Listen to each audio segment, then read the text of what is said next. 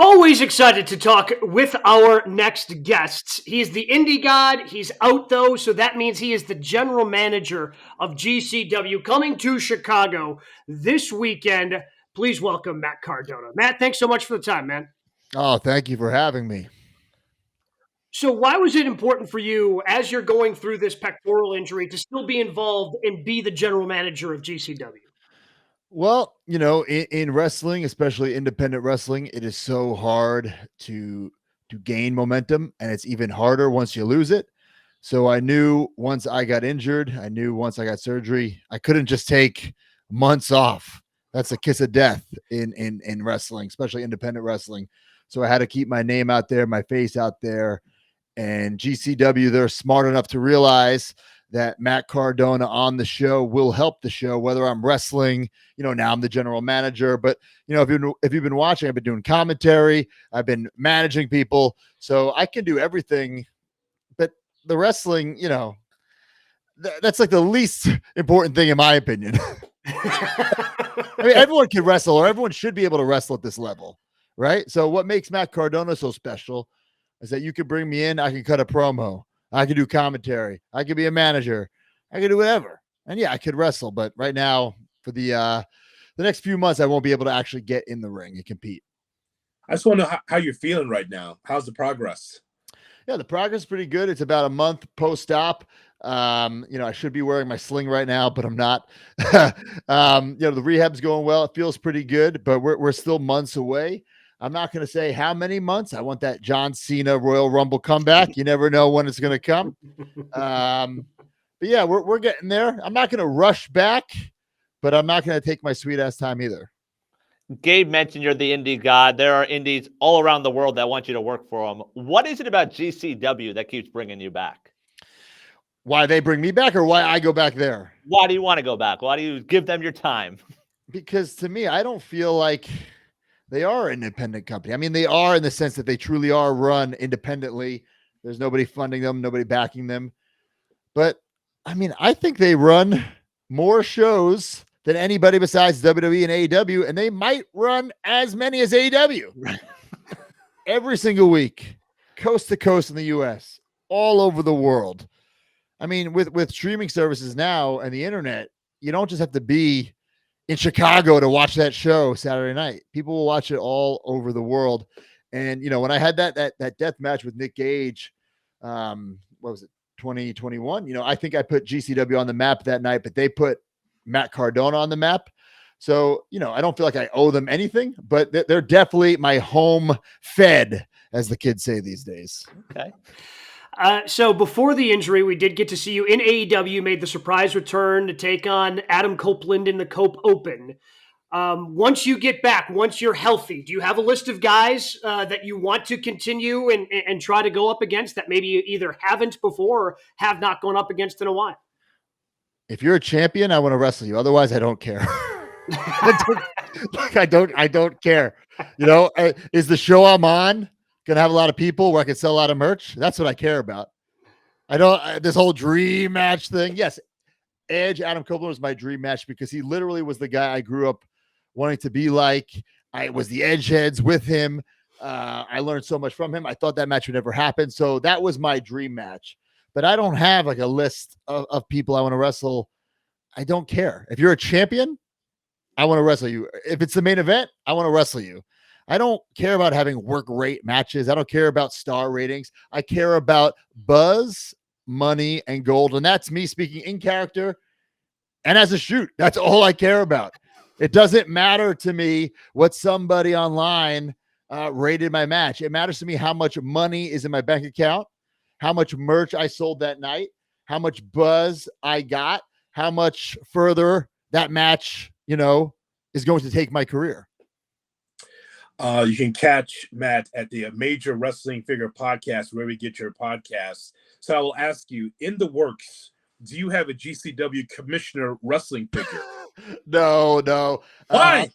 Because I'm not going to be out that long. Spoiler. I said I wasn't going to be out that long.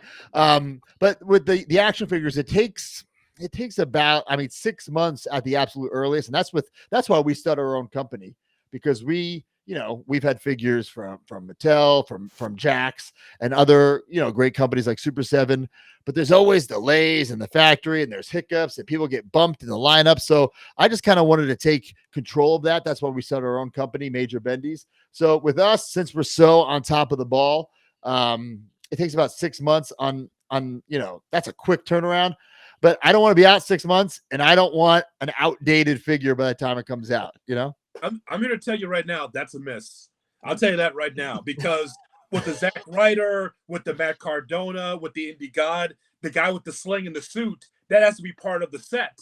So now you're jipping us, the fans. Hey, maybe you can make a custom, but there's no way I'm going to mass produce that. I don't know if the market is craving a Matt Cardona in a custom suit with a sling, but you never know.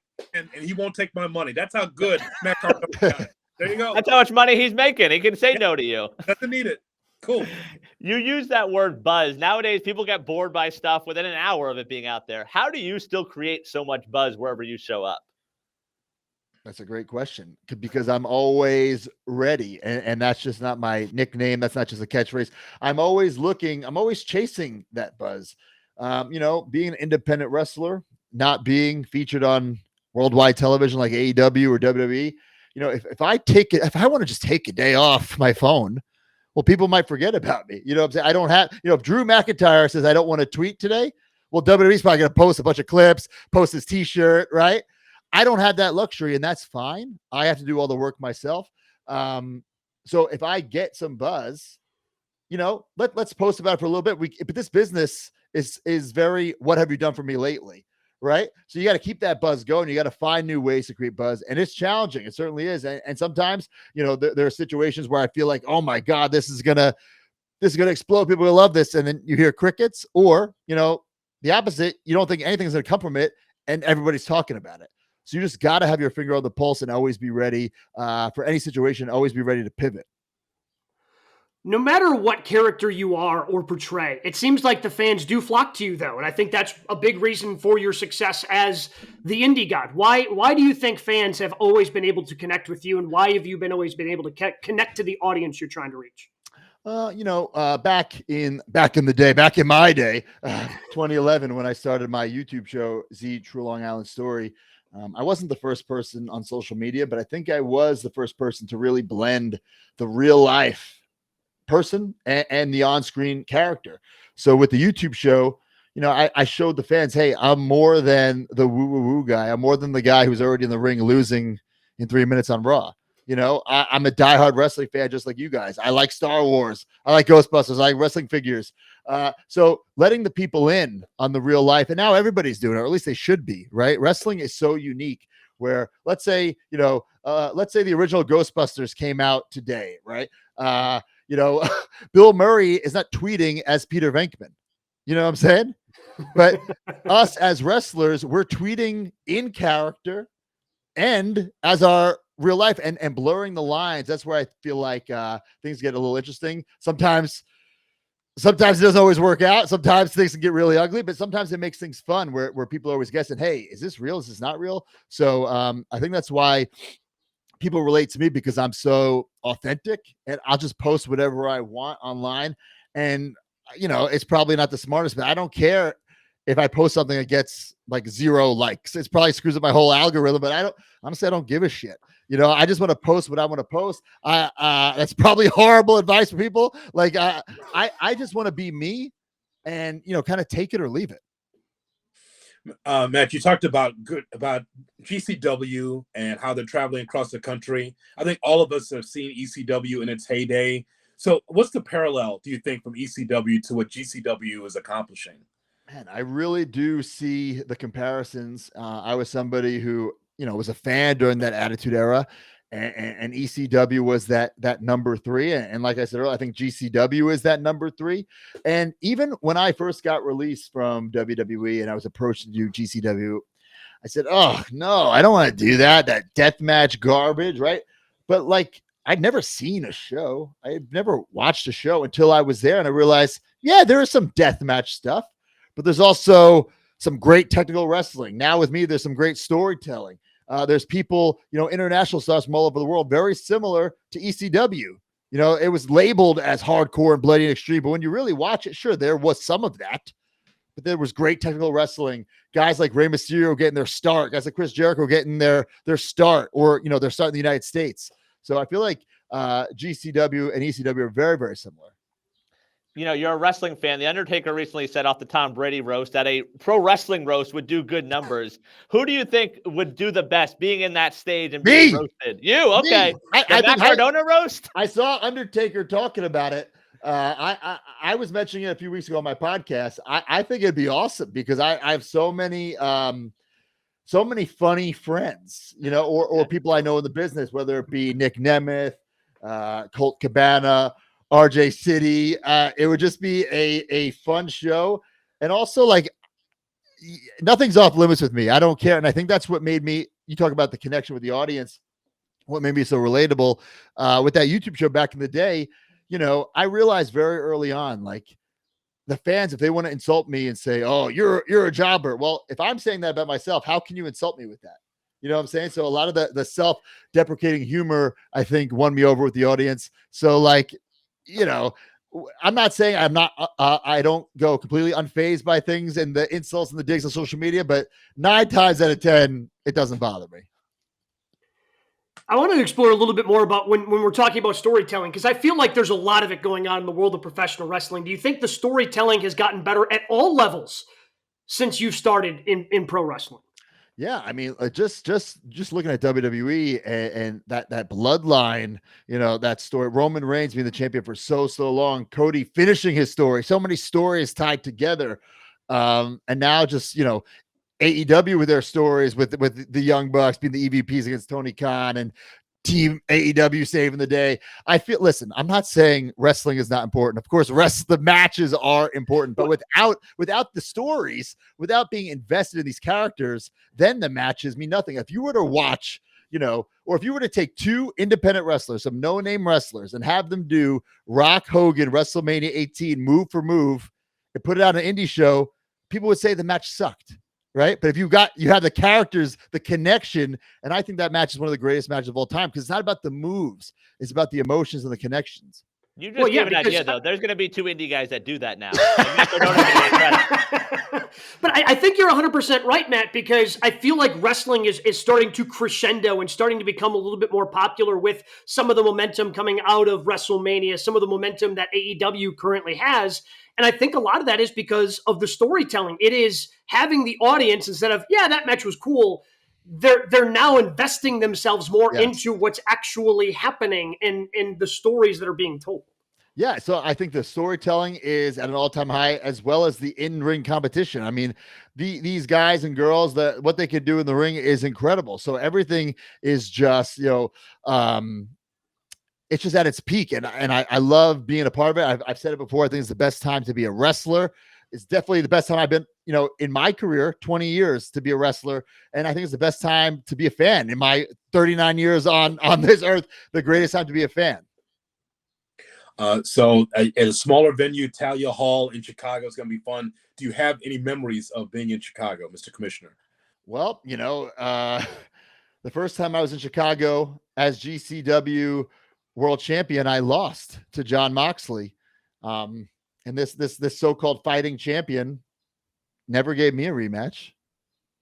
In fact, I've never gotten a rematch for the GCW world title. And I think it's only fair, you know, Jon Moxley, the IWGP world champion, if he's looking for competition, if he can hold on to it until I'm cleared, I think he owes me a rematch because I never got a rematch for the world title that he stole from me. Okay. You mentioned champions. You mentioned your buddy, Cody. What was that moment like for you watching as a fan and as a friend? Oh, man, it was super cool, you know, because believe it or not, I was his last match in WWE before he left. Zack Ryder defeated Stardust. So I feel like I'm owed a title opportunity there, too. You got a whole list of them. Yeah. Let's get the title. Let's just line them up. No, but seriously, you know, to see everything he accomplished, to see him leave on his own, you know, take over the independent world, help form AEW, and then to come back to WWE and have the run that he's had. It's incredible. It's inspiring. By the way, Gabe, if any of the talent want to know where Commissioner Cardona's office is, it's just going to be outside of his office. That's right. That's No right. smoke, No smoking. but No Pat, smoke marijuana. I hate the whole GCW, the locker room. They smoke marijuana backstage. I don't understand. We're trying to ban that. We're trying to get the dress code. I'm trying to just change GCW for the better. All right, man. I don't know if you can appear on the show not wearing sleeves and then start talking about a dress code, man. Like, Yeah. I don't know if that really kind of meshes listen, together. I'm not complaining, man. I'm just saying, like, you're sending mixed signals right now. Listen, if you're coming to a wrestling show, I think you gotta look like a star. If you're going through the airports, you gotta look like a star. You can't be walking around the airports. If you want to be this superstar, you can't be walking around in pajamas or looking like a scrub. Right now, I'm in my home office. I can dress however I want. I just came from the gym, just came from rehab. But if you see me at a show, I'm showing up in a nice suit, custom suit. And that's what I'm trying to do with the GCW universe is, not only the wrestlers, but the whole atmosphere, the fans. Let's clean up GCW a bit.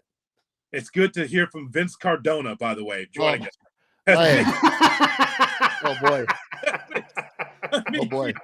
The best is that Pat Blue Ribbon is allowed backstage. You're good with this. The Pat. I am. They're a proud sponsor of the Major Wrestling Favorite podcast. And that logo that you're holding up right now, it's now a shirt available on Pro Wrestling Tees. So pick that up. I don't think it'll be in stock. I don't think you'll be able to get it by Saturday, but just order it now. When it comes, it comes.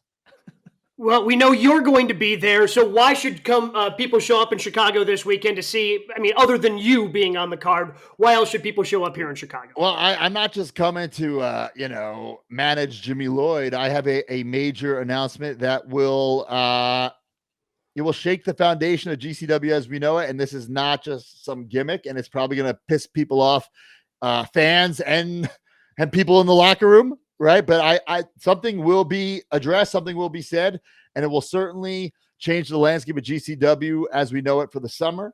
Homecoming is the big event every August for GCW. And, my goal all year round was to be going for that world title at Homecoming. Unfortunately, that's not going to happen, but I have something in store that will make that event as good as it can possibly be.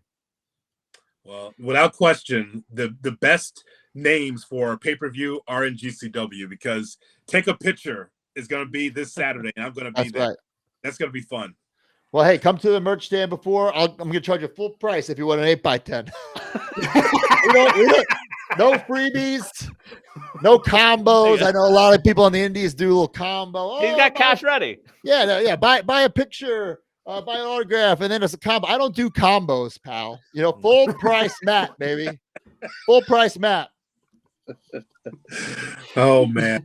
No discounts whatsoever. Hood's got the money, though. Yeah. Hood is going to be there, Matt, so don't worry. Cash is king, but I take all forms of payment. I'm always ready. I take card, PayPal, Venmo, Cash App. If you come to the table and you try to make an excuse, I take that form of payment, okay? Wow.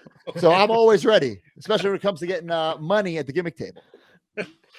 Matt, this was a blast, man. Thank you so much for the time. Have a lot of fun in Chicago, and best luck on the rehab as that continues throughout the course of the summer. Thanks so much for having me, guys.